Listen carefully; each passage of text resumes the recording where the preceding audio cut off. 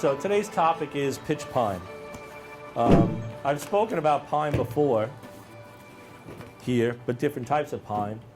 And the cool thing about pitch pine is they're indigenous to right here on Long Island.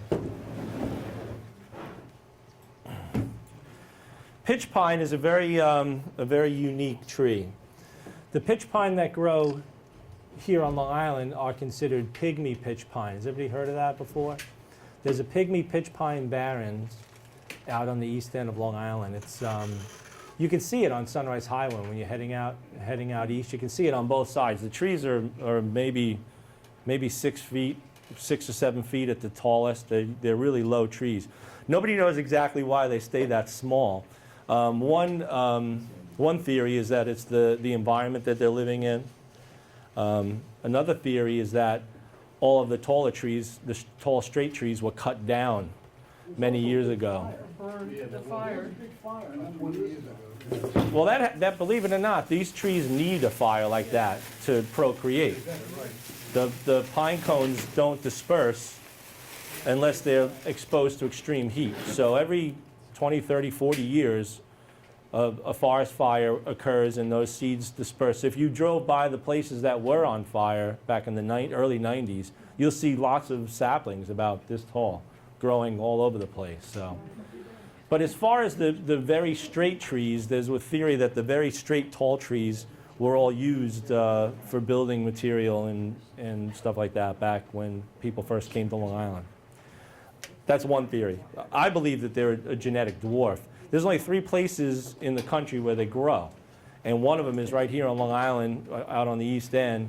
The other one is up in the mountains, in the Shawangunk Mountains, which is outside of New Paltz. Does anybody know where that is? I've been there a few times, and I've photographed. I should have brought some photographs with me. The trees there are growing on cliff sides and in rocky mountains, and they look like bonsai. It's amazing. And the third place where you could find these trees is in the New Jersey Pine Barrens. There's one or two spots in the New Jersey Pine Barrens where you can see these trees. I've spoken about these trees before, and one thing that I mentioned before was that they're very hard to collect, and they are. They grow in pretty much straight sand. So you can just imagine if a tree is growing in pure sand, what are its roots going to do? They're not going to stay in one place. They're going to just go in all different directions, and they're going to go far. So the first time I ever dug one of these up, it literally had one root that went 20 feet. So I kept pulling and pulling and pulling, and what am I going to do? Wrap this giant root around in a pot? It didn't work. So I kind of gave up. But then eventually I dug up a couple that were in a more loamy type soil, so they had more compact root systems, so I dug them up. This I got from Dan, who's selling trees here today. I went out to his nursery a couple weeks ago, and I wasn't looking for a pitch pine. And I noticed he had this in the pot there, and he obviously collected it, and it's been in that pot for a while. So it's a perfect candidate to make into a bonsai because it's got a root system that's established. It's been in there, what is Dan, how many, a year or two? How long is it? In this pot, in a pot? About 2 years. 2 years, so that's a pretty good time. I like to take pictures before and after because this way we know what it looks like. Can I sit in your seat? You can sit on my lap. Oh, hold on. Here, you're in the way. Where?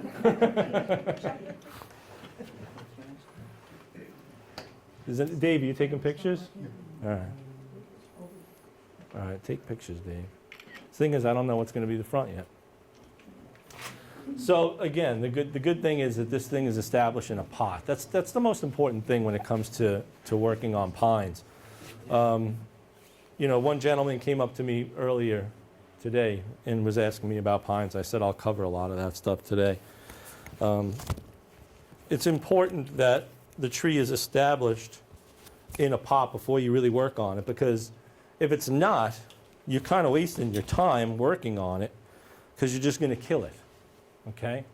So the number one thing to do is have patience. Do you remember what Mr. Miyagi said? Patience, young grasshopper. We're not young grasshoppers, but we need to be patient, right? We need to be very patient. And I tell a lot of students whenever I'm teaching bonsai, you need to really relax and be patient because everybody's in a big rush to make something into an instant tree and work on it right away.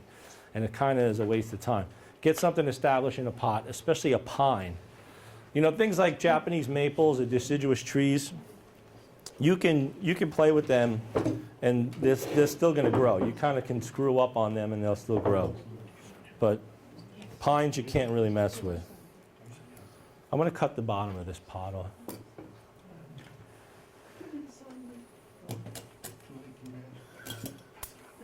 Can this wait? All right, don't let it happen He again. always has to cause havoc. So he's causing trouble, this guy. You're in the video. First, I can take a picture. Yeah, Move, you're in the video. you're in the way. That's on YouTube. Great, he just ruined it. Let's start over. Take two. I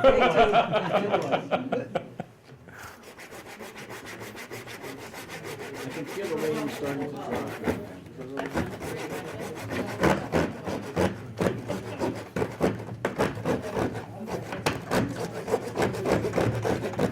Vinny, that's on the tree, right? No.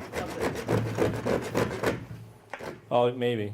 Oh. No, I'm taking the top of the bucket off so you can see it. Seal doesn't like to see anything. Seal's always the first one to freak out when you pull out a saw.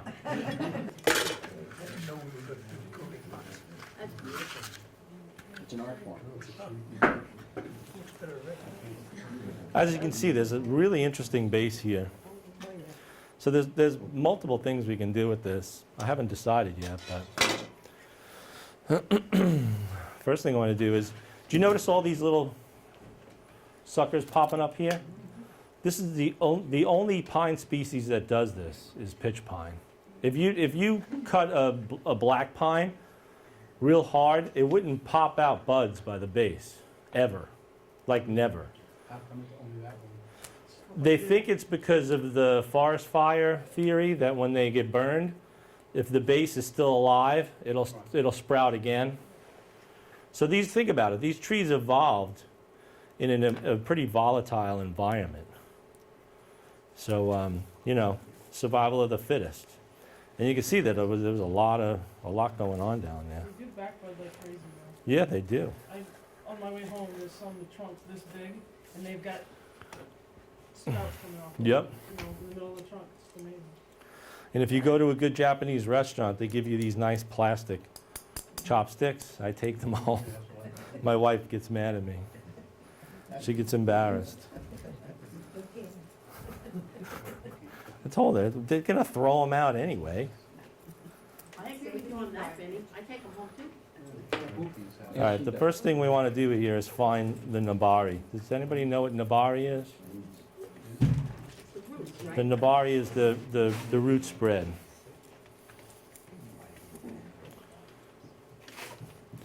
Now this is growing in pretty much straight sand, which is good, because that's what these trees grow in. For training it's good, but in a bonsai pot I wouldn't grow it in straight sand. I would do a mixture of, does anybody know where to get volcanic stone or, is that what they call it, lava rock? Yeah, lava rock. Not small, just bigger stuff. Like a coarse volcanic stone and some fir bark. Put it in Google, it comes up. Yeah, I would do like 2/3 volcanic stone and 1/3 fir bark for a tree like this in a bonsai pot. And is there any local that has smaller size volcanic stone? Because what they sell for the landscape are the big chunks. Yeah, They don't not, break easily. The smallest I saw was Right. wheat tree. You- On the West Coast. you've got to go to places that sell orchid supplies, because they grow orchids in that stuff too, in volcanic. The what? Olive floor, which is like an extended clay that they fire. They're like little round balls that they use. It's got to be expensive if they're firing it. Yeah, but You- it doesn't break down. tried. Well, the to- volcanic stone doesn't break No, down I either. just couldn't find it. If you can small. get turf base, which works good, that doesn't break down. Hard to come by. Yeah. Stone You can get it here on Bonsai. Right on the island. In pro What? horticulture. In Deer Park, right? No, they're Copac. Copay? Yeah. And they're moving out of Linden. The hydroponics place, right off the yellow, great soils and. The turf is there, it's 50 pounds for $13.95. Is it the fine stuff though? You wanna try and get the coarser, there's two different, yeah, there's two different grades. One's fine, one's a little coarse. It's the bigger. that It they is? have, yeah. That's good stuff if They you can actually get have it. 3 grades, yeah. That's really good stuff. No, that's pro horticulture. Where's that? It's in Copac right now. There's a lot of bark on here. Yeah. So I don't think I'm gonna be able to bend that, so I think we're stuck with this going that way. Yeah, that's what I'm thinking, the cascade. I'm gonna come up. Pine bark mulch? Well, fir bark mulch you can get from orchid supply places. Pine bark mulch you can get at any nursery, but you've got to screen it and get all the dirt out of it, and then screen for the sizes you want. But the problem with pine bark mulch is it breaks down way too fast. It will literally break down in the pot in one season, pine bark mulch. Fir bark mulch will take longer. Where would you buy fir bark? Orchid grower companies, yeah. They sell it at pet stores, yeah, but it's expensive at a pet store. Like a few quart bag is like $15 or something. It's expensive. All right, so let's see what we got here.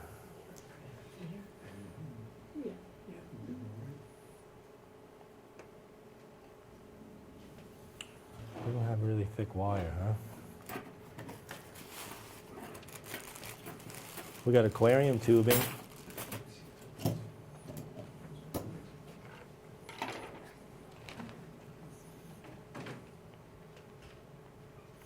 All right, well, one of the first things we have to do is needle plucking. Does anybody know what that is? Do you see how much there is on there? I think last time I explained this, but I'll explain it again. Does this work? Should.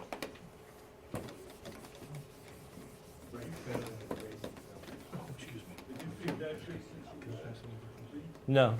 Why? It looks good? I have a green thumb. All right. Oop. Now, as you can see, you've got a branch, okay, and you've got lots of needles coming out. Okay, and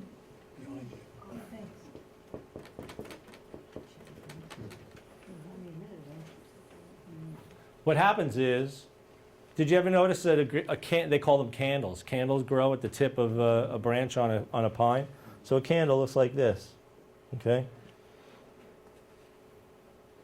Now that candle, if you let it grow, will extend and look like that, okay?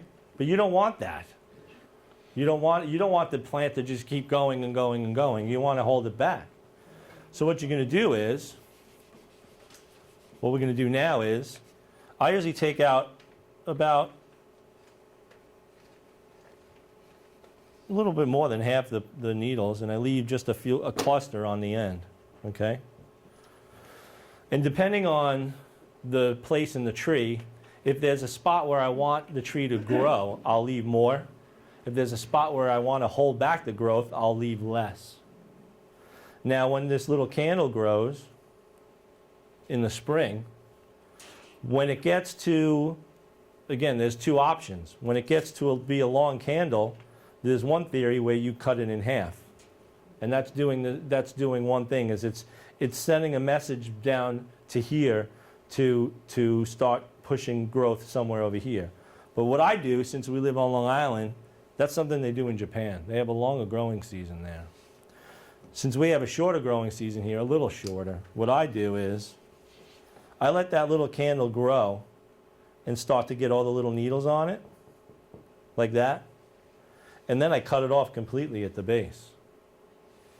And I usually do that the first week in July, or maybe late June, depending on how much it grew. I cut it off completely. Now I'm still stuck with this little cluster of needles, but what happens is they send out a bunch of little candles right on the tip. So what you want to do is you want to keep just 2 of them, okay? Sometimes, especially on a pine like this, you could have 5 or 6 little candles on the tip. And again, if it's in an area on the tree that you want it to grow, you're going to leave a strong one.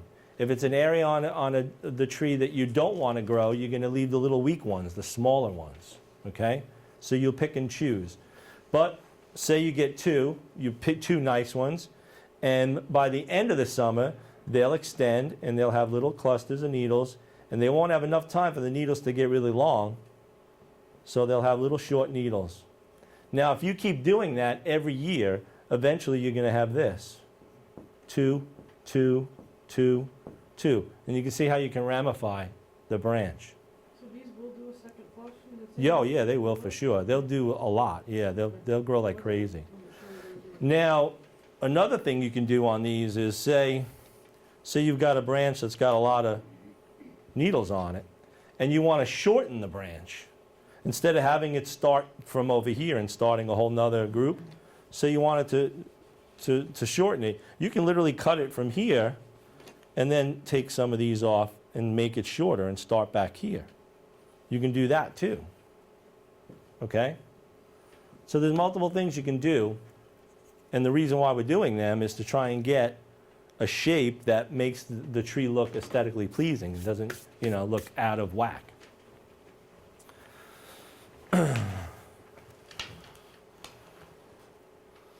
Now I see 2 different scenarios here, and I'm going to draw them on the board. And like Seal said, I'm going to pick which one I like. I've heard that trick.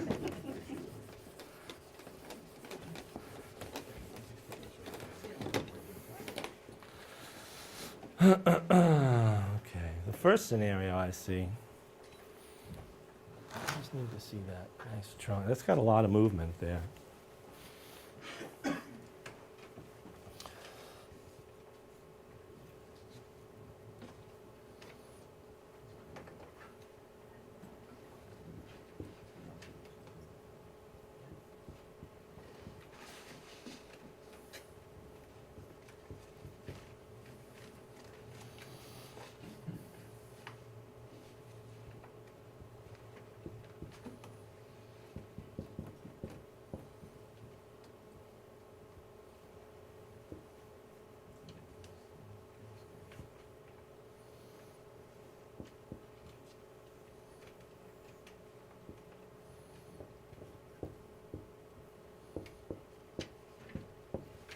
That's the first scenario I see. I would shorten this, not make it so long, make it a little shorter, make a semi-cascade out of it.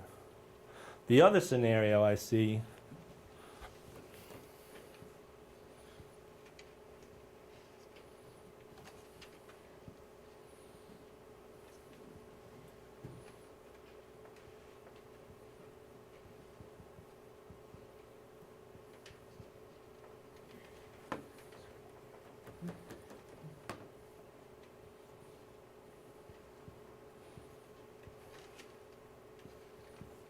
would be making a short little squat tree.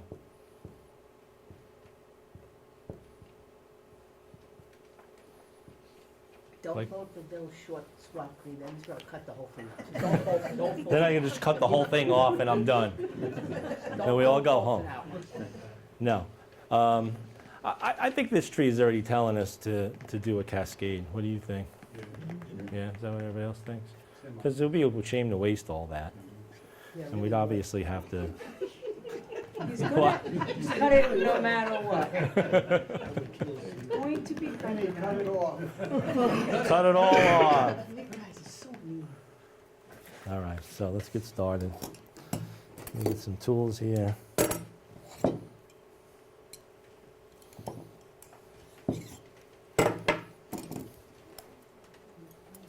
Vinny, how well would it keep a cascade after being trained? Say again? How well would it maintain the cascade growth pattern? You know, Well, it's already leaning over, so as opposed to upright? yeah, It would be easier. yeah. I mean, what happens is a lot of people don't realize on a cascade tree, all trees have apical buds, meaning all the buds are going up. Did you ever notice that? Even on a pine, all the buds want to go straight up. They don't want to go sideways. The only reason why a tree becomes a cascade is because it's living in harsh conditions where snow is covering it every winter, and it just keeps getting pushed down and pushed down and pushed down to the point where every time it goes up, the next winter it gets pushed down again, and then it goes up and it gets pushed down again, and it keeps getting a cycle. Now that happens on the mountains, you know, in Japan. In Japan, they're basically depicting a tree clinging to life. You're not going to see a really healthy, vibrant tree, you know, clinging to life on the side of a cliff. It's going to be a tree literally clinging to life. And I think I mentioned this once before, but I remember when I submitted a cascade bonsai into a show once that I got points taken off because the tree was too bushy and too healthy. It wasn't clinging to life. All right? So there's got to be a happy medium. There really does. You want the tree to look like it's suffering, but it's got to be healthy enough to stay alive in a pot. So there's that fine line between too much and not enough fertilizer, okay? Now, obviously, you can give a tree too much fertilizer. You could kill it with too much fertilizer, and you could kill it with not enough fertilizer because it's in this little micro system in a pot, and you're the one who's maintaining everything. So, all right, let's see what we got here. All right, so I'm going to do some needle plucking, and so people can see. You know, you've got so much needles on here that you really don't need them all. And when would you do that, then now, or? I do it in the fall, yeah, so fall, winter, now. So for example, up here, you don't want all of this here. So I pull them all off. And pull up, don't pull down. If you pull down, you'll... And you don't want them there because why? Because I want the tree to understand that I want this to grow, and I want it to do 2, 2, 2, 2, 2, like I did in that picture. Because you're going to get buds right where these little needles are. Oh. Okay, so you want to kind of retard that, and you also want to be able to wire it. When we wire it, can we see it on there? Oh yeah, you're pretty good with that. I got skills. Can we hire you out for other things?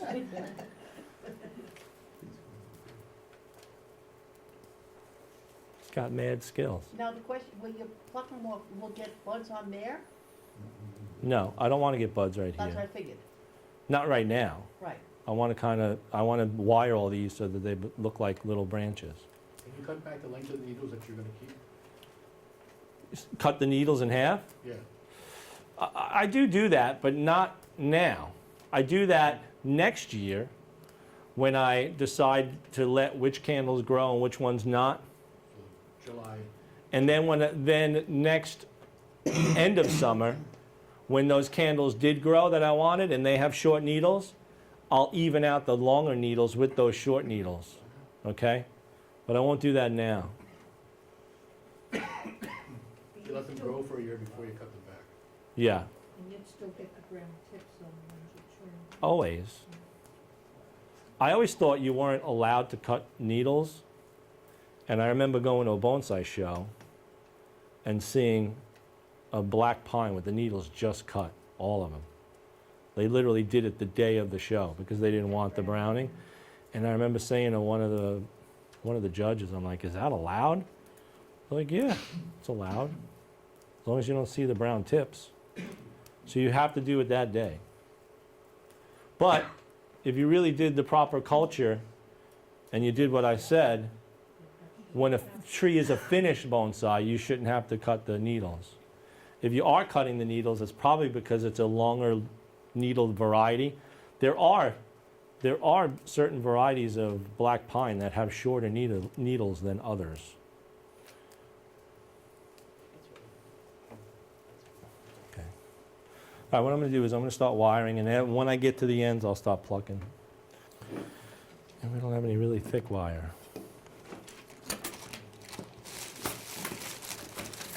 We have one. All right, we'll work with it. Don't worry. I'll be okay.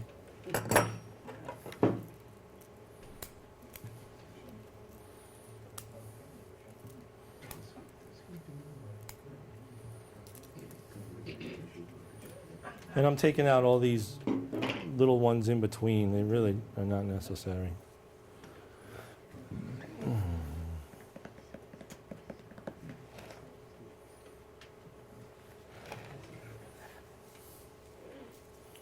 Yeah, see these growing right on the trunk here? I'll pull these out.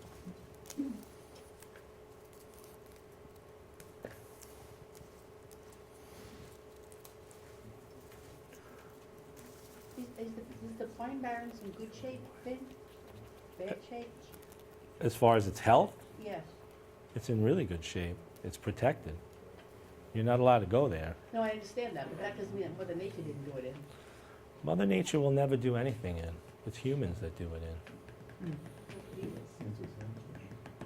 Sad, isn't it? No, I don't totally agree with you, Vin, but all right. Mother Nature won't. Aren't the beetles affecting them? Say again? Aren't the beetles affecting them? Beetles were introduced by humans. No, I know, but that's what I'm saying, aren't they being affected by the beetles? I don't know if those longhorn beetles or that black pine beetle is affecting the pitch pines. Those are black pines. Yeah, the black pines are the ones that get affected. Yeah. These probably have evolved to live with that fungus, and the black pines are not indigenous and they can't live with it, so. I thought I read something about that, It's all our fault. like they're selling It is. lines Oh, I agree with you, I'm just saying, when Mother Nature does a lightning strike, Yeah, but these trees, for all we know, this tree could have been struck by lightning. Look at all this damage here, you know? Or a truck ran over it. it's in there, and it's in there. No, hurricane, no problem. Truck, lightning, same thing.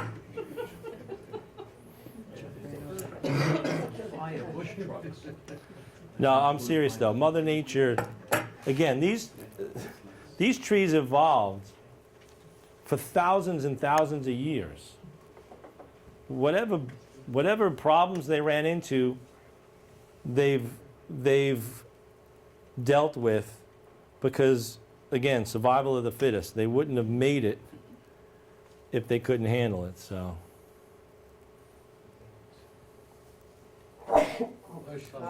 Thank you. You know, evolution is an incredible thing. Even humans have evolved or devolved at this point. Sometimes it seems like it. Right. But you know, think about it. These trees evolved over thousands and thousands of years to live under the adverse conditions that they live in. So I can't say that they've created their own way of dealing with them. It's the trees that had that ability that survived. The ones that had the ability to handle forest fires, they survived. They procreated, they dropped seeds.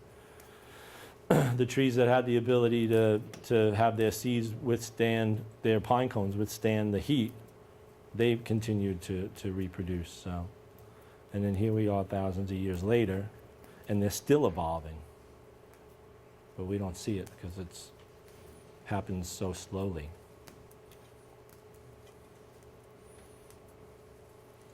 Sorry to get so technical on you, but I'm also into science. No, because when we went, and we're talking 1,000 years ago, at least 20 years ago, to Yellowstone, was it Yellowstone? And was the year after they had the forest fires. And there was a third of the park was nothing but, burnt trees. Yeah, It was but, complete and utter devastation. yeah, devastation to Ugly. you. Right, but I understand if I went back now, 20 years later, It's probably, beautiful. right. Yeah. I It's, mean, I understand the purpose of it, that I understand. that's part of evolution, you know, it's part of evolving, it's part of how it works.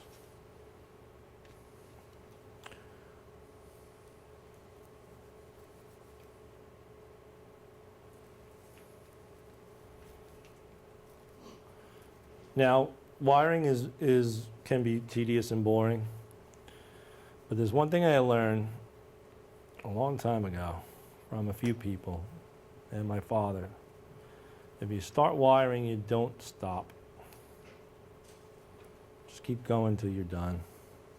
Okay, so what about those trees that are like humongous? You sit there Spend for the 20 hours? whole day or two, yeah. I've done it. I've spent the whole day wiring a tree. You're using copper wire on a pine, is that because aluminum doesn't work as well? Aluminum doesn't hold as well. Aluminum, you know, aluminum's great for deciduous trees. I use aluminum on maples because you can use a thick piece of aluminum on a thinner branch, and you can move it. The problem with using copper wire, which is thinner, on a deciduous tree, is that the deciduous trees grow so much faster than conifers. So if you use copper wire on a deciduous tree, it's going to grow in quick. And you're going to have a scar, which looks really bad. Again, if you're in a bonsai competition, scarred branches are the biggest point deduction you could possibly get. I mean, you don't want any scars on your branches at all, like nothing.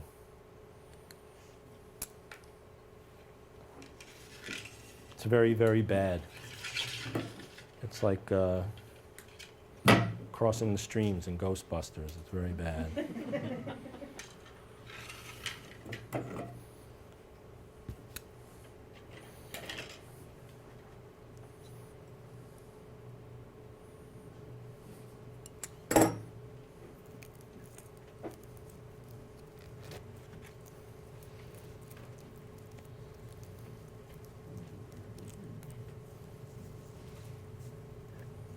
You're gonna wire every branch and then place them where you want? Yep. Isn't that what I always do? Yes, sir.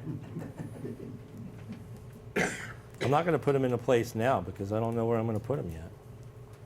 I don't care, you're not cutting them, I'm happy. I let the tree talk to me. Yeah. You know, it's funny. I have a basic vision, as you can see.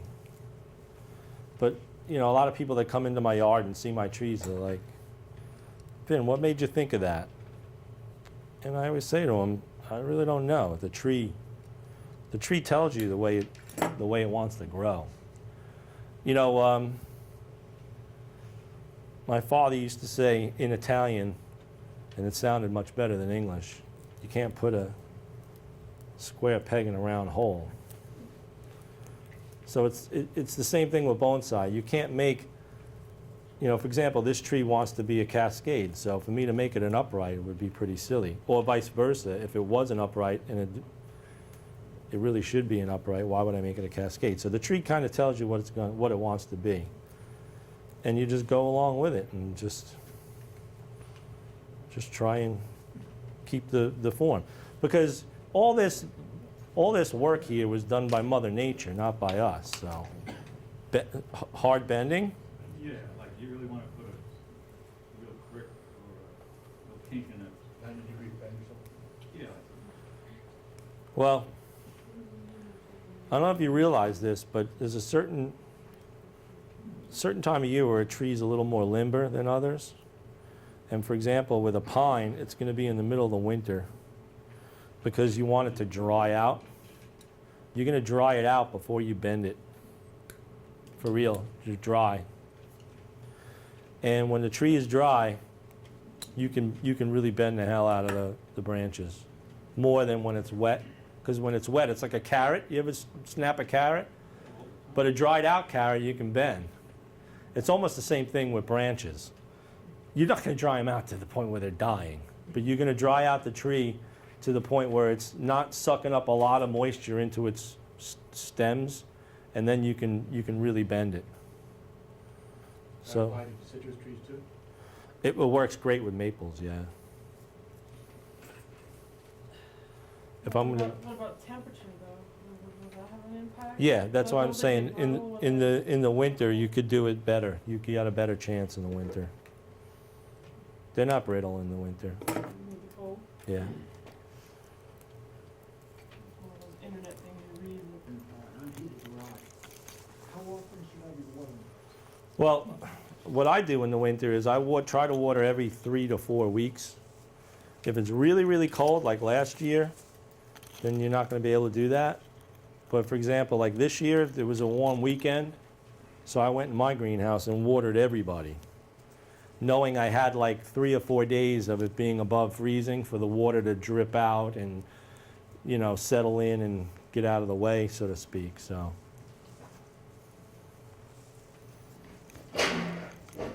But yeah, you don't want them to dry out in the winter.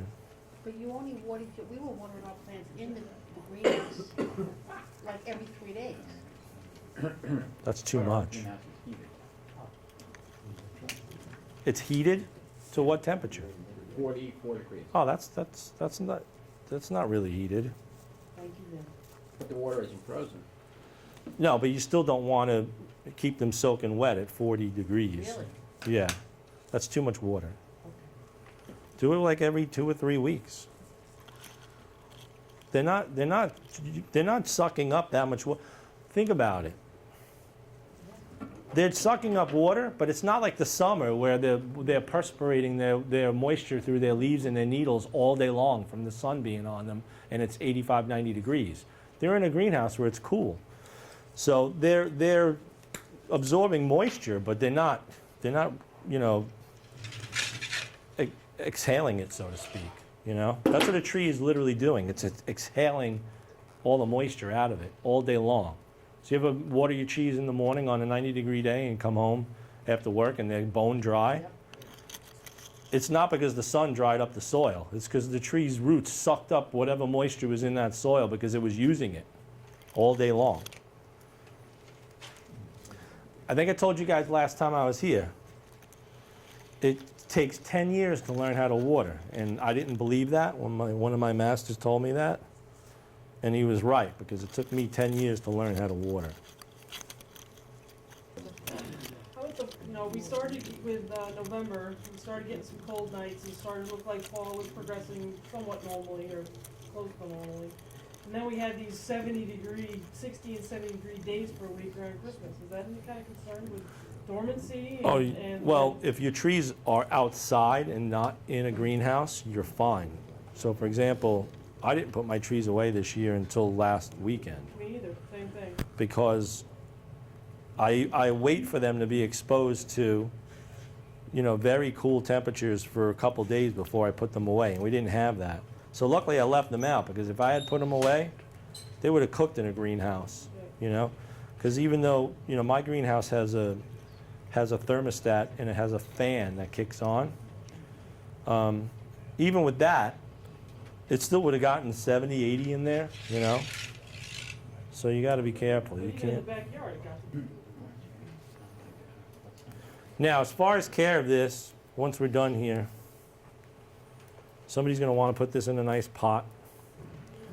What I would do, whoever gets this, is keep it in this pot at least one more summer. And let it, because, I mean, we're really bending the hell out. I'm going to bend the hell out of it, so. Leave it in this pot, fertilize it, let it grow, let it be happy. And then next year, transplant it. Now, I transplant pines very differently from most people. You probably heard transplant pines when they're dormant in March. People do it. I do it in April when they start growing. Reason being, my experience with pines on Long Island is, again, the candles I was telling you about, There's some candles growing here already. Well, they're dormant now, but in the spring they'll start growing. In the past, I used to transplant all my black pines in March. And what would happen is when I did it in March, these candles would barely grow because I just disturbed the roots at a certain time of year when they were probably sending energy to those little candles.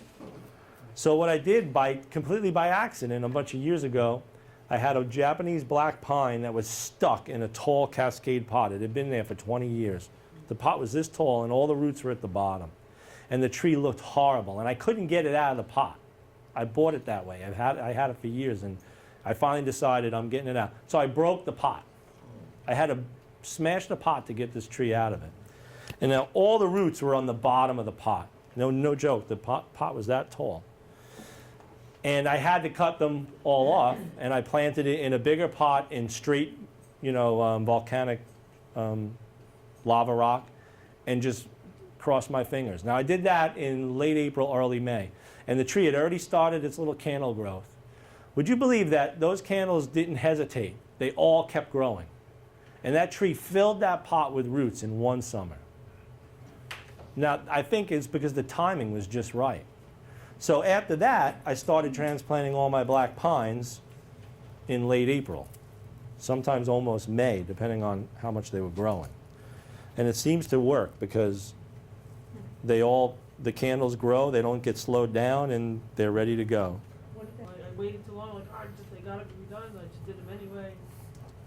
You know what I realized? Whenever I transplant my Japanese maples, I know when to transplant them because I'll go in my greenhouse in the early spring and they're not leafed out yet, but the buds are swelling. They look like they've got pressure in them.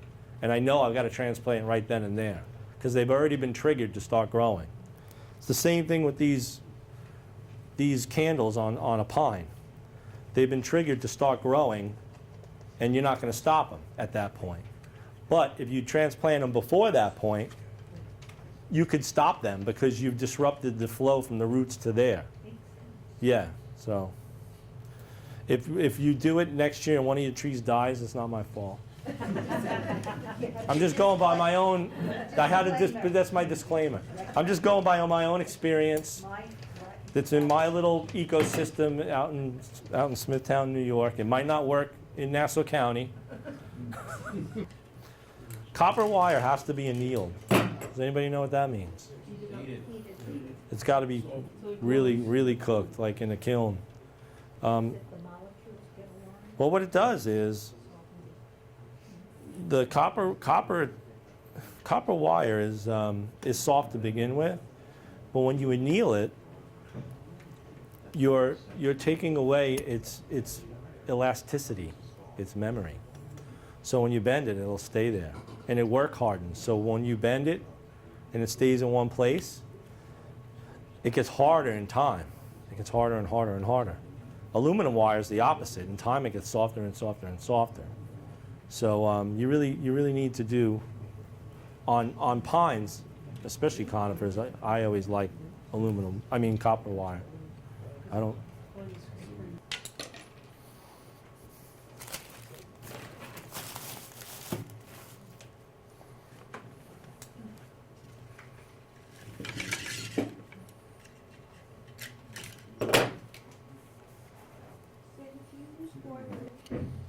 This is a cool tool. I don't know if anybody knows what this is.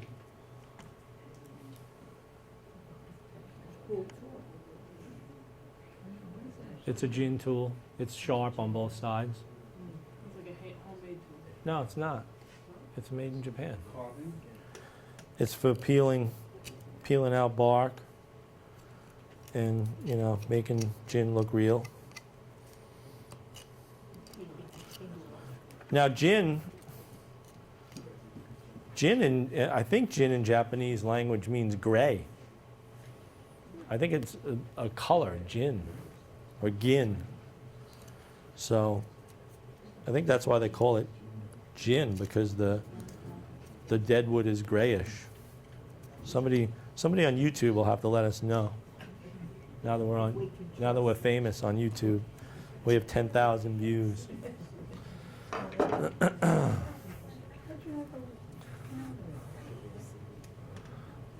So what did I do here?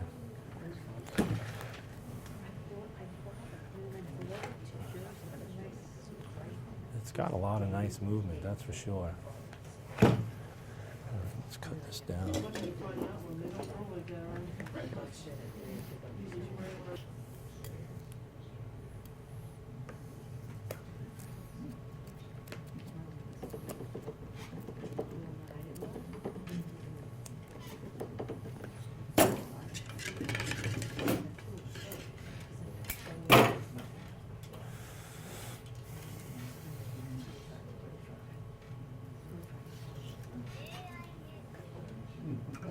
Uh-oh.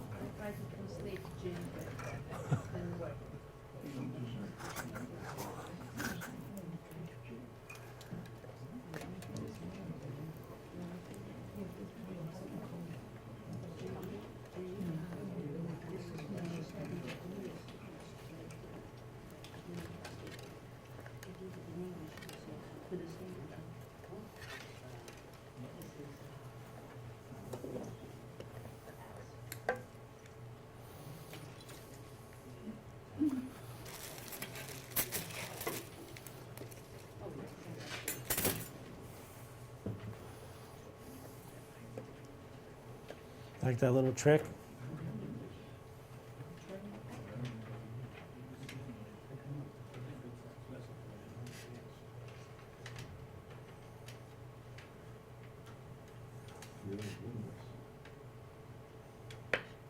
Bing!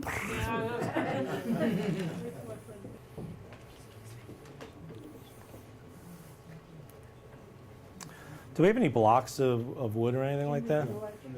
Oh, yeah?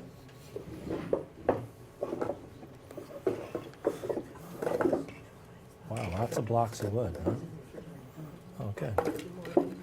Yeah, we need more. Ah, that's good.